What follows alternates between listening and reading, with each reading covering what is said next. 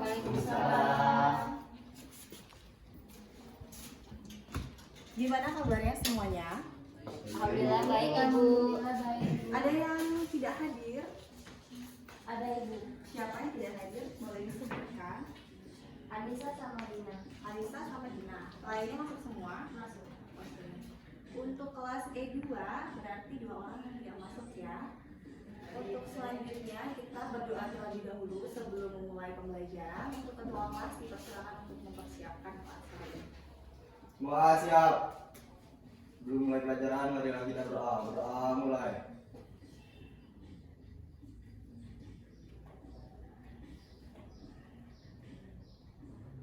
Doa selesai. Beri salam. Assalamualaikum warahmatullahi wabarakatuh. Waalaikumsalam warahmatullahi wabarakatuh. Oke, pada kesempatan pada pagi hari ini kita kan sudah belajar sebelumnya mengenai keanekaragaman hayati. Nah, pada hari ini juga kita akan melanjutkan pembelajaran biologi yaitu tentang ekosistem. Sebelumnya, Ibu akan menjelaskan terlebih dahulu tujuan pembelajaran kita pada hari ini, yaitu peserta didik dapat mendemonstrasikan bagaimana pola interaksi antar komponen, baik itu dari komponen biotik ataupun komponen abiotik. Nah, sebelumnya kita akan bahas keanekaragaman hayati. Siapa yang mau menjelaskan apa itu keanekaragaman hayati? Silakan. Keanekaragaman hayati adalah keanekaragaman makhluk hidup dengan variasi dari gen, spesies, dan ekosistem suatu tempat tertentu. Baik, jadi variasi ya. Boleh tepuk tangan dulu untuk kalian sendiri.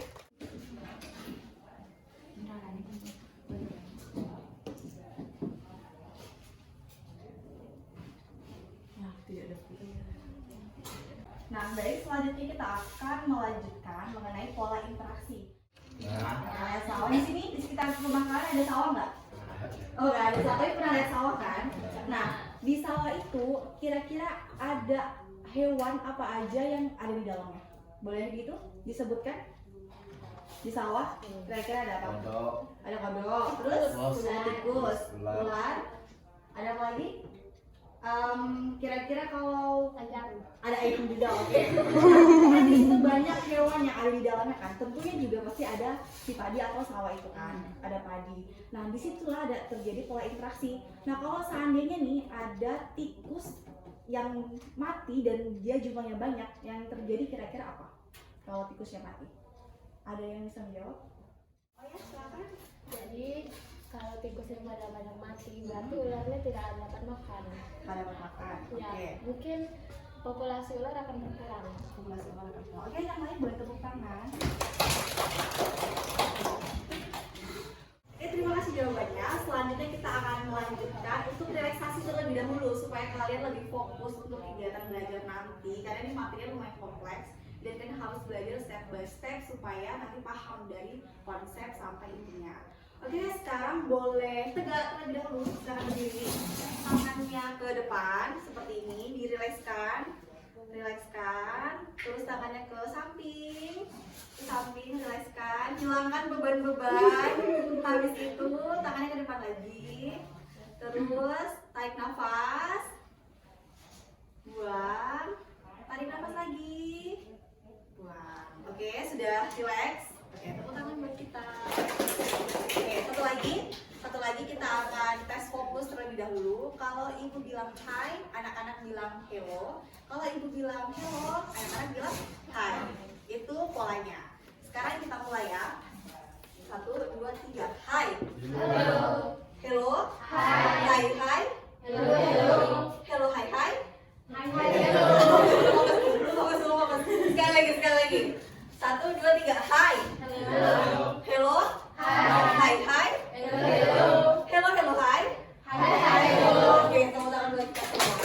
Oke, sekarang udah fokus, boleh duduk kembali. Oke, sekarang kita akan membahas kembali mengenai ekosistem. Ekosistem kita tahu dia merupakan sesuatu yang dia berada di lingkungan kita, berada di sekitar kita. Nah, sekarang ibu mau tanya, anak-anak di sini ada nggak yang tahu mengenai apa pengertian dari ekosistem? Boleh? Dia itu suatu sistem ekologi yang terbentuk dari suatu proses timbal balik antara makhluk hidup dengan lingkungannya. Ada yang mau menambahkan?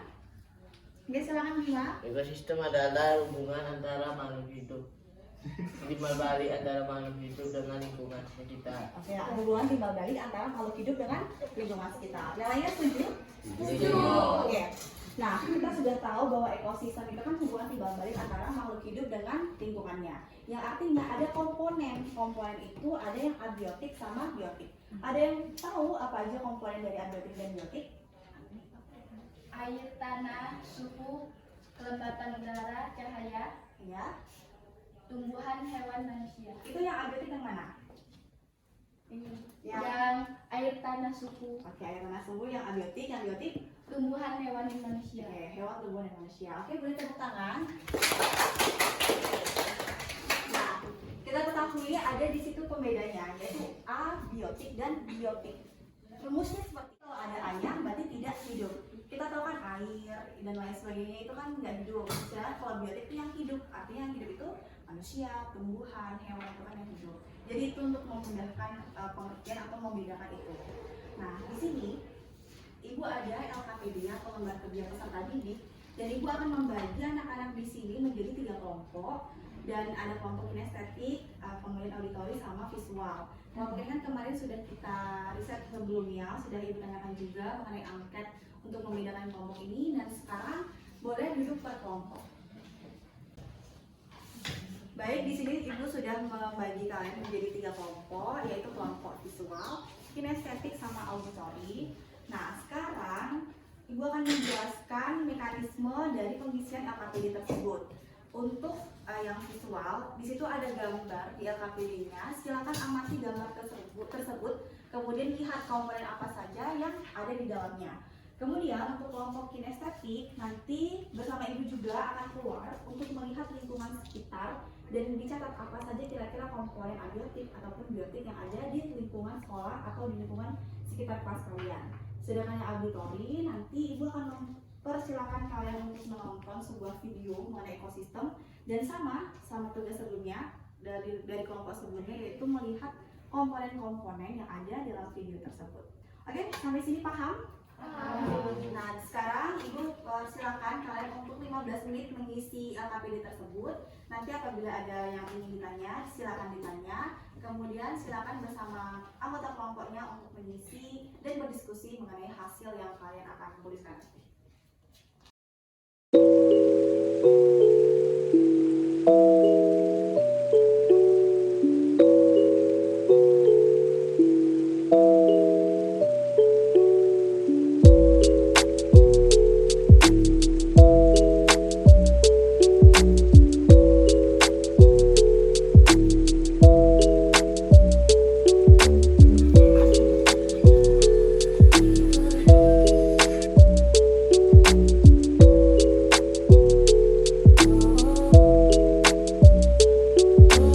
It helps the speaker lead his audience into the scene he described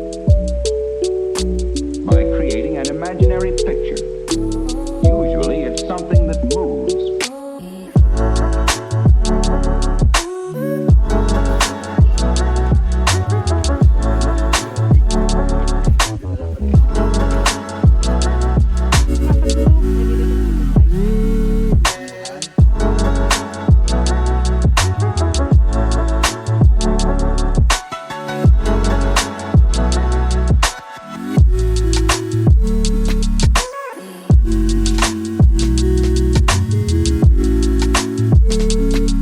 Character.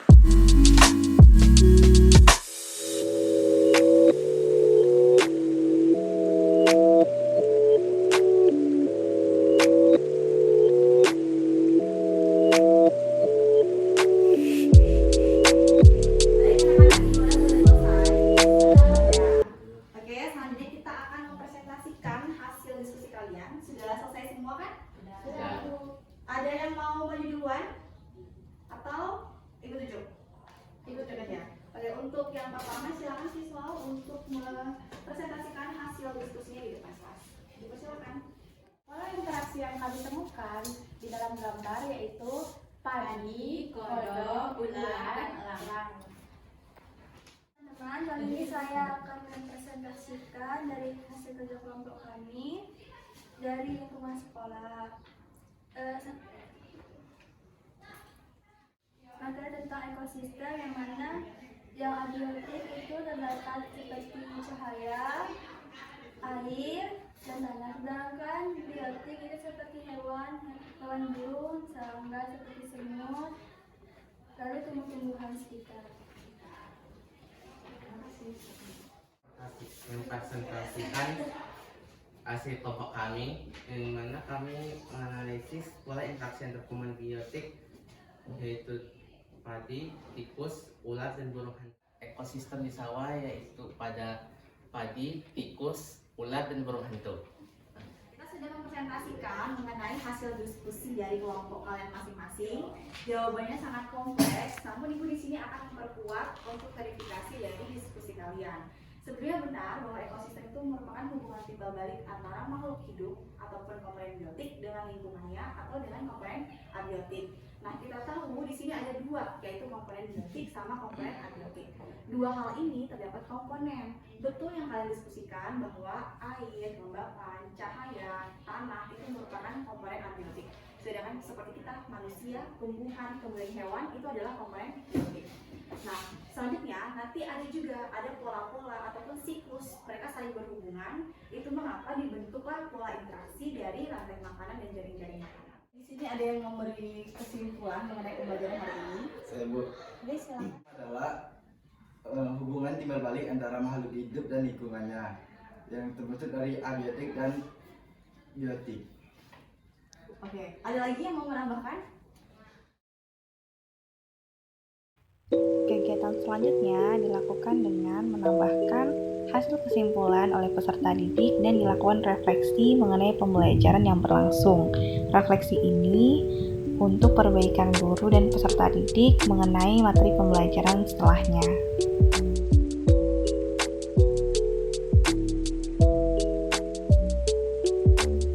Untuk memperkuat lagi, nanti Ibu akan memberikan tugas kalian, yaitu berupa proyek sesuai dengan gaya belajar kalian. Untuk kelompok visual nanti dipersilakan untuk membuat poster mengenai pola interaksi yang kalian boleh pilih ekosistemnya apa saja. Sedangkan kinestetik nanti dipersilakan untuk membuat drama seperti bagaimana pola-pola interaksi itu muncul atau boleh sekreatif kalian. Sedangkan untuk kelompok auditori dipersilakan untuk membuat video, boleh di lingkungan sekitar, boleh dari internet ataupun dari sumber lain untuk memperkuat materi yang sudah kita pelajari. Oke, sampai sini ada yang mau ditanyakan? Pas. Untuk hasil pembelajaran pada hari ini semuanya sudah bagus, kemudian tugasnya juga sudah Ibu berikan. Silakan sekarang kumpulkan LKPD-nya.